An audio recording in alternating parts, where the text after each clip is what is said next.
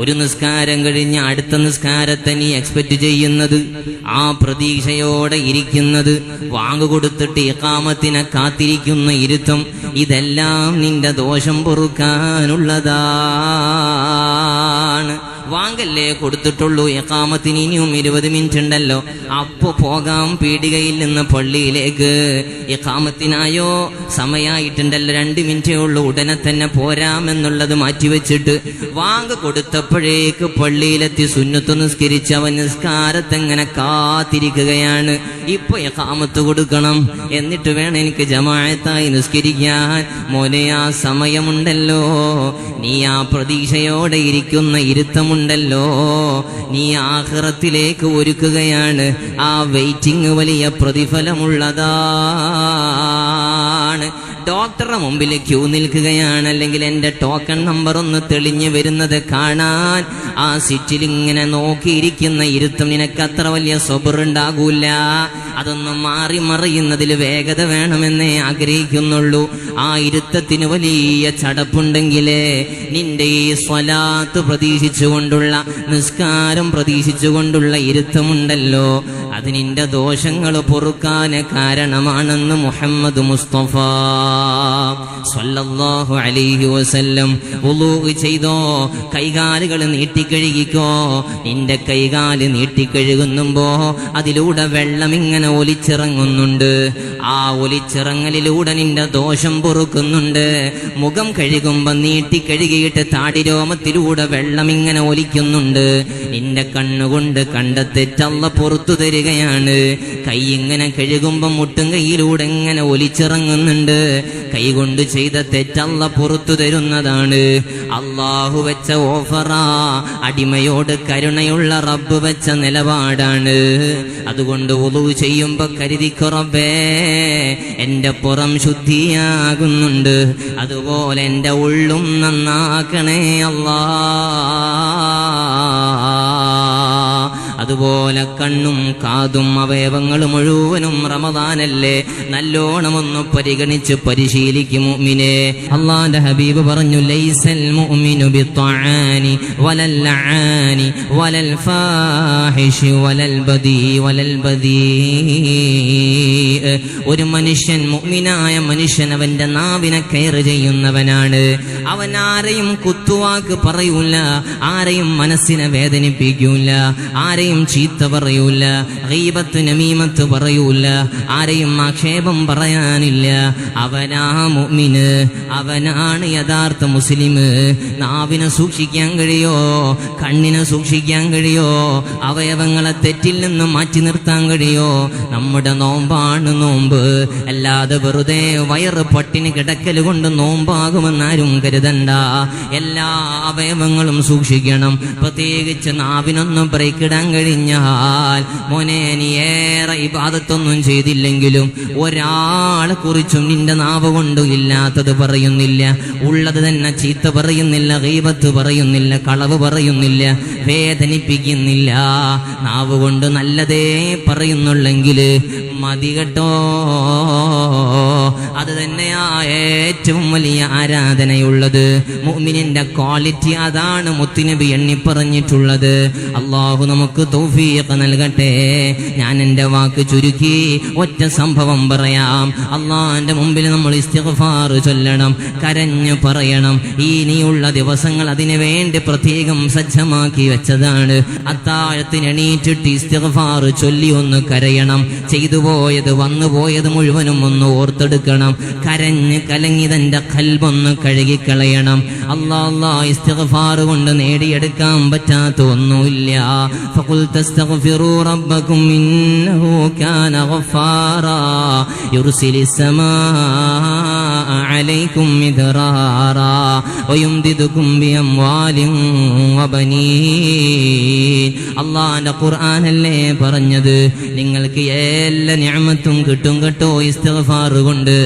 എന്ത് ആഗ്രഹമുണ്ടോ ചോദിച്ചോ ഇസ്തിഗ്ഫാർ ചൊല്ലിയിട്ട്. മക്കളെ വേണോ, മഴ വേണോ, വാഹനം വേണോ, വീട് വേണോ, കടം വീടണോ, രോഗം മാറണോ, സർവ്വതിനും മരുന്നാണ് ഇസ്തിഗ്ഫാർ.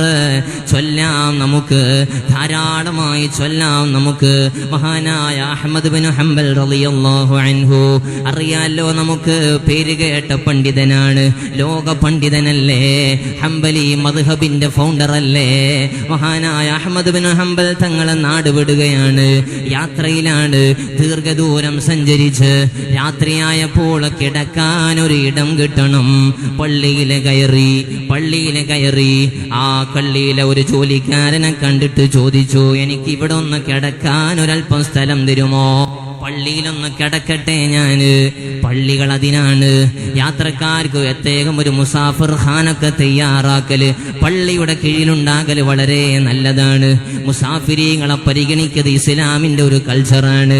യാത്രക്കാർ അവർ വല്ലാത്ത സഹായം പ്രതീക്ഷിക്കുന്നവരാണ്, വലിയ സാന്ത്വനം പ്രതീക്ഷിക്കുന്നവരാണ്. അവർക്ക് അത്താണിയാകണം പള്ളികൾ. അവരൊന്ന് കയറിയിട്ട് ഫാനിട്ടൊന്ന് കിടന്നിരുന്ന് ഒന്ന് ക്ഷീണം മാറ്റിയതിന്റെ പേരിൽ ആരും കച്ചറ കൂടരുത്. എന്തടോ ഫാൻ നിസ്കരിക്കാനുള്ളതല്ലേ എന്നെടുത്ത് പറയരുത്. പള്ളികൾ സമാധാനത്തിനാണ്. ദിക്ർ ചൊല്ലിക്കോട്ടെ.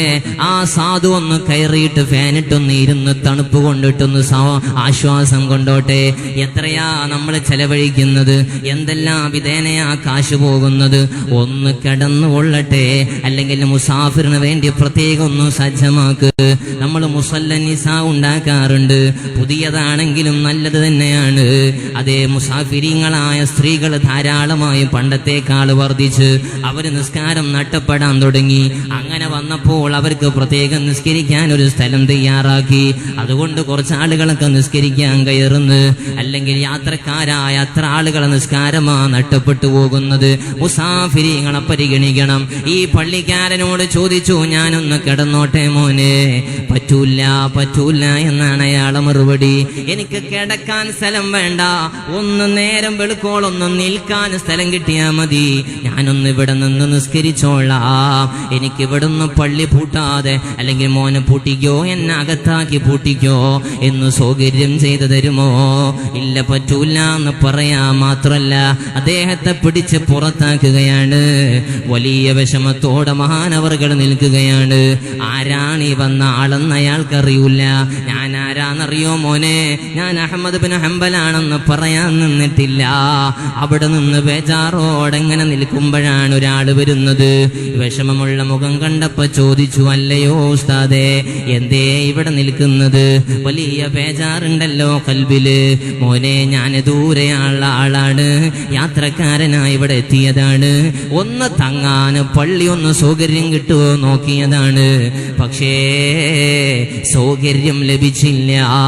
അദ്ദേഹം കയ്യും പിടിച്ച് വീട്ടിലേക്ക് കൊണ്ടുപോവുകയാണ്. അങ്ങനെയുണ്ടല്ലോ ചിലര്, ആരെങ്കിലും കണ്ടാല് വീട്ടിലെ ഭക്ഷണത്തിൽ നിന്നൊരു പകുതി അവർക്കും നൽകുന്നു. വീട്ടിലെ ഭക്ഷണത്തിൽ ആ മുസാഫിറിനെയും ഉൾപ്പെടുത്തിയിട്ട് ഇന്ന് ഞങ്ങളിട്ട അരിയില് പടച്ചോനെ ഈ സാധുവിനും കൂടി ഉൾപ്പെടുത്തണമെന്ന് കരുതുന്നവര്, അവരെ സൽക്കരിക്കാൻ വെമ്പല് കൊള്ളുന്ന മുഅ്മിനീങ്ങളുണ്ടല്ലോ. വലിയ പുണ്യമാണ്. ഈ സാധു മനുഷ്യൻ അദ്ദേഹത്തിന്റെ ചെറിയ വീട്ടിലേക്ക് കൊണ്ടുപോവുകയാണ്.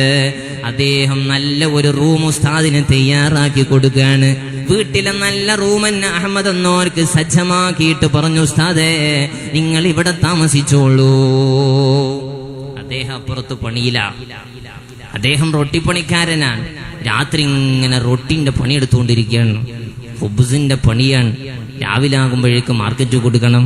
രാത്രി ഉറക്കൊഴിച്ചിട്ടുള്ള പണിയാണ്. അങ്ങനെ പണിയെടുക്കുന്നുണ്ട്, കൂടെ ഇങ്ങനെ ഇസ്തിഗ്ഫാർ ചൊല്ലുന്നുണ്ട്. അസ്തഗ്ഫിറുല്ലാഹൽ അലീം, അസ്തഗ്ഫിറുല്ലാഹൽ അലീം, അസ്തഗ്ഫിറുല്ലാഹൽ അലീം. മുഅ്മിനേ, നമ്മളൊക്കെ ജോലിക്കാരാണ്. നമ്മുടെ നാവ് കൊണ്ടുള്ള ജോലിയല്ലല്ലോ. സമയത്തൊക്കെ നാവ് ഫ്രീ ആണ്. ഡ്രൈവറെ ദിക്ർ ചൊല്ലി ഡ്രൈവ് ചെയ്യാം. നീ ജോലിക്കാരനാണ്, കമ്പ്യൂട്ടർ വർക്കാണ്, നാവ് ഫ്രീ ആണ്, സ്വലാത്ത് ചൊല്ലാം. ഏത് പണിയാണെങ്കിലും നമ്മുടെ നാവ് ഫ്രീ അല്ലേ? നാവ് ഫ്രീ ആണെങ്കിൽ, ഫ്രീ ഉള്ള ജോലിയൊക്കെ ആണെങ്കിൽ ആ സമയത്തെല്ലാം റബ്ബിനെ നമുക്ക് ഓർക്കാം. ഈ മനുഷ്യൻ റൊട്ടി ഇങ്ങനെ പാകം ചെയ്യുന്നു, ദിക്ർ ഇങ്ങനെ ചൊല്ലുന്നു, ഇസ്തിഗ്ഫാർ ചൊല്ലുന്നു. മഹാനായ അഹ്മദ് തങ്ങൾക്ക് ഉറക്ക് ലഭിക്കുന്നില്ല. ഉടനെ തന്നെ മനുഷ്യന്റെ അടുത്ത് ചെല്ലുകയാണ്. എനിക്ക് മോനെ ഉറക്ക് ലഭിക്കുന്നില്ല, നീ ഇങ്ങനെ ഇസ്തിഗ്ഫാർ ചൊല്ലുന്നത് കേട്ടിട്ട് നിന്റെ അടുക്കൽ വന്നതാണ്. എന്തേ ഇത്രയധികം ഇസ്തിഗ്ഫാർ വർദ്ധിപ്പിക്കാൻ കാരണം? ഇത്രമേൽ ഇസ്തിഗ്ഫാറിനെ ഇഷ്ടപ്പെടാനുള്ള കാരണം എന്താ കൂട്ടുകാരാ? എന്തൊരു ഫലമാണ് നിന്റെ ജീവിതത്തിൽ നിനക്ക് അനുഭവിക്കാൻ കഴിഞ്ഞിട്ടുള്ളത്? അയാൾ പറഞ്ഞു, ഉസ്താദേ, എന്റെ ജീവിതത്തിൽ സർവ്വ നിഅമത്തും എനിക്ക് ഇസ്തിഗ്ഫാർ കൊണ്ട് കിട്ടിയതാണ്. എല്ലാ അനുഗ്രഹങ്ങളും എനിക്ക് ഇസ്തിഗ്ഫാർ കൊണ്ട് കിട്ടിയതാണ്. എനിക്ക് ഇനി ഒരു ആഗ്രഹം കൂടി ഉണ്ടായിരുന്നു, അതും കൂടി സാധിപ്പിച്ചു കിട്ടേണ്ടതുണ്ട്. അതിനും കൂടിയാ ഞാൻ ഇങ്ങനെ ഇസ്തിഗ്ഫാർ ചൊല്ലുന്നത്. അത് ഇതുവരെ ലഭിച്ചിട്ടില്ല. ഏതാ മോനെ ആ അനുഗ്രഹം? ഏതാ നിന്റെ ആശ പൂവണിയാനുള്ള ആശ ഏതാണ് അറിയോ? അയാള് പറയാണ്, ഓ ഉസ്താദേ, എന്റെ കണ്ണുകൊണ്ട് മരണത്തിന്റെ മുമ്പ് പണ്ഡിതനായ ആരിഫായ വലിയ ആബിദായ അഹ്മദ് ബിൻ ഹംബലിനെ ഒന്ന് കാണണമെന്ന കൊതിയുണ്ടേ. സുബ്ഹാനല്ലാഹ്, മുമ്പിലാരാ നിൽക്കുന്നത്? മുമ്പിലാരാ നിൽക്കുന്നത്? അഹ്മദ് തങ്ങളാണ്. മോനോട് പറഞ്ഞു, കൂട്ടുകാരാ, ഞാനാണ് അഹ്മദ് ബിൻ ഹംബല്. ഞാൻ തന്നെയാ നീ അന്വേഷിച്ച് കാണാൻ കൊതിച്ച അഹ്മദ് ഞാനാണ്. അയാള് കണ്ണീരോടെ കെട്ടിപ്പിടിക്കുകയാണ്, റബ്ബിന് ശുക്ർ ചെയ്യുകയാണ്. ഇസ്തിഗ്ഫാർ കൊണ്ട് നേടിയ നേട്ടങ്ങൾ പലതാണ്. എല്ലാ ആഗ്രഹങ്ങളും നേടാൻ കഴിയും മുഅ്മിനേ. അതുകൊണ്ടാ മുത്തുനബി രണ്ട് കാര്യം നിങ്ങൾ ചോദിക്കാൻ മറക്കരുത്. അഷ്ഹദു അല്ലാ ഇലാഹ ഇല്ലല്ലാഹ് അസ്തഗ്ഫിറുല്ലാഹ്. ഇത് രണ്ടും നിങ്ങൾക്ക് കൂടാതെ കഴിയാത്തതാണ്, നിർബന്ധമായും പറയേണ്ടതാണ്. രണ്ട് കാര്യം നിങ്ങൾ ചോദിച്ചേ പറ്റൂ. മൂന്നാമത്തത് പറഞ്ഞത് സ്വർഗമാണ്, അസ്അലുകൽ ജന്ന. നാലാമത്തത് നരകമോചനമാണ്, വഅഊദു ബിക മിനന്നാർ. ധാരാളമായി ചൊല്ലാം, നമ്മൾ സമയം കണ്ടെത്തണം. റബ്ബ് നമുക്ക് തൗഫീഖ് നൽകുമാറാകട്ടെ.